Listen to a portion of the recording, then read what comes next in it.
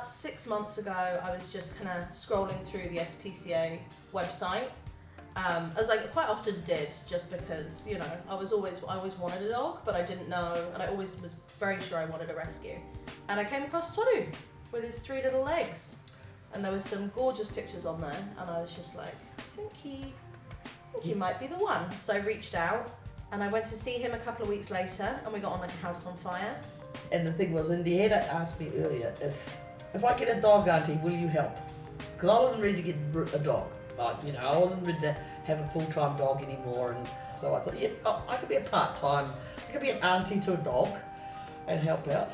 And I think he was very kind of receptive. He was very ready to find his home. He'd been there a really long time, and I think he knew that as soon as I picked him up, that he was ready to go home, you know. And it really didn't take us long. I think it took us about 3 weeks to become like really bonded.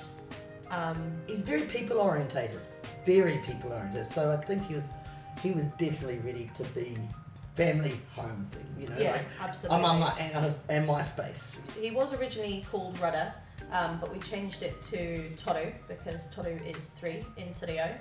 And I've been trying to learn and assimilate and learn Te Reo, and we Toru and I are doing it together, in that he's learning his commands in Te Reo as well, which I think is, you know, it's really important, and it's nice for him. Because he called him Toru, I think it was just the next place to go to then.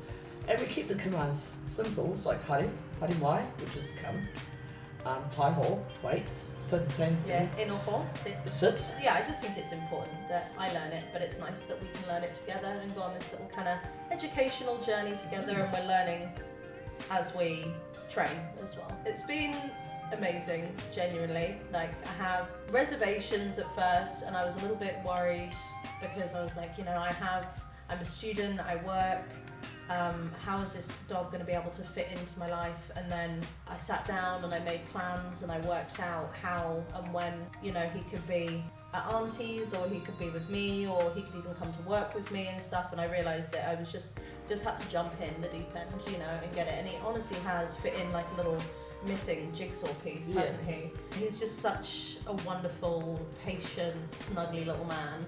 Yeah, you should definitely consider getting a long stay dog, because a lot of them have so much love to give, and they're just sitting there waiting to find their forever homes, and you'll never really truly understand them until you've kind of got them home and you've bonded with them, and they just become the best little friends. You have a best friend for life.